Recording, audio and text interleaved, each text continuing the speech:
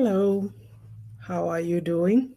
Hey, my name is Ya for the Atobra. I welcome you to Auntie Ya's Book Corner. Today, I'm speaking about mistakes, my unapologetic self. It's my fifth book that just came out last week, June 7th, and it's a guide to being real and living life on my own terms. So today, I'm speaking about mistakes.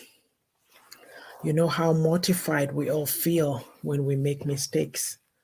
In fact, we are programmed to not make mistakes.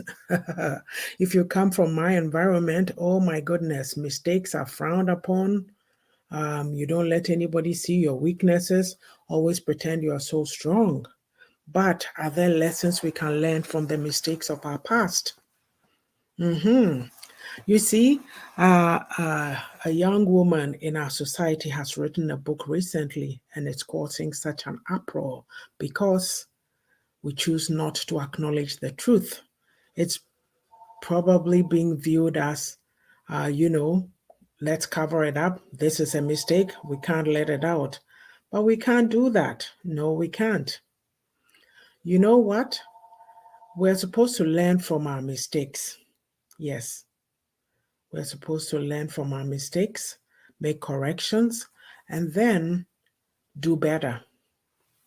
If you live a perfect life, I'm pretty sure that'll be dull because you think that you're doing okay until you hit a really bad pitfall. And then you go, oh, why? How come nobody told me? But there were little things along the road. Those are the mistakes that should have given you pause to say, hey, something is wrong. Let me fix it. Let me make it better. Let me get it better. But we don't. We think that, we get up in life and then we are successful. Mistakes are a sign of failure. Oh, you made that error, so you can't, we've written you off. There's nothing to you. Instead of being open minded enough to say, what lessons can we learn from this? Let's refine our product, whatever it is we're doing, let's retune it. Mhm. you know and the thing too is that because we're so afraid of failing, and like I always say, we come from a shaming culture. Woe betide you if you make an error. Yes. And so then um we are programmed to be perfectionist. Look at our grown-ups, they are never wrong. How dare you point out to them that they've made a mistake? Ooh, no, no, no, no. They don't have feet of clay like you do. How dare you tell them they've made a mistake? Right.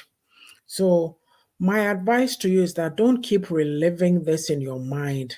Oh, I made that mistake. Oh, and I brought home a C. My parent is mad at me. I'm a failure. I'm this and that. Let's stop that. Let's stop that. Always tell yourself, I'll get it better. I'll do better. Mistakes are a part of life. They are for your personal growth if you will embrace them and not be too proud. There's a lot of people in our community, both men and women, especially men. You can't tell them they are wrong because they've been programmed to be the macho guys. How dare you? You listen to them. Even women do it too because we have it in our lives. Our grown-ups, they don't listen. Yes. And so you see, instead of seeing mistakes as a stumbling block, see them as a stepping stone. If you make use of it, you'll come out better for it. Don't live in regret. Take advantage of your mistakes. It's okay to feel like a failure. I'm not saying that overlook your emotions, not at all, not by any means. Let's keep it real. But let it be a time for you to reflect.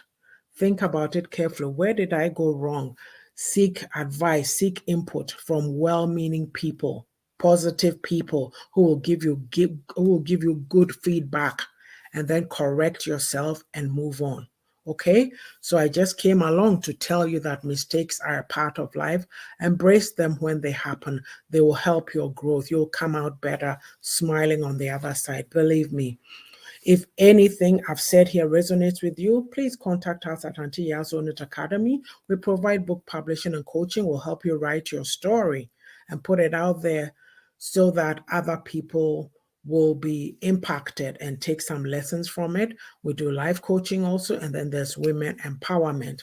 So I'm just going to show you My books, you can get your copies on Amazon, because I believe that there's inspiration in these books to help you on your journey. Here they are. So Reflections for a Thirsty Soul came out in April 2020. It's an inspirational and motivational book. I write stories and the scriptures that you can reflect on. The Beauty of a Woman's Heart. Women nurture and take care of everybody, but they lose themselves in the process.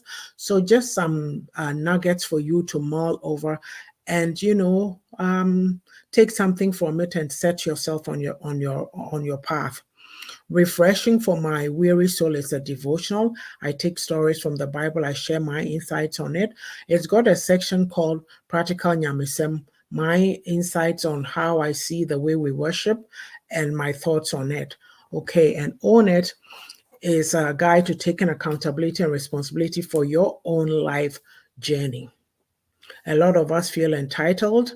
We think people should be doing things for us. People owe us. We don't take charge of our own lives, but you are in charge. So this is an encouragement to you to do so. And last but not the least, the fifth book is My Unapologetic Self. It is a guide to being real and living life on my own terms. So when people come out and they write their stories, it is their story. They are living their unapologetic self. Please let people be. Okay, so with that, I'll park it right here until next time. Remember, when you make a mistake, don't beat yourself over the head. Just pause, reflect on it, make revisions, and carry on. It's not the end of the world. Take care until next time. Bye.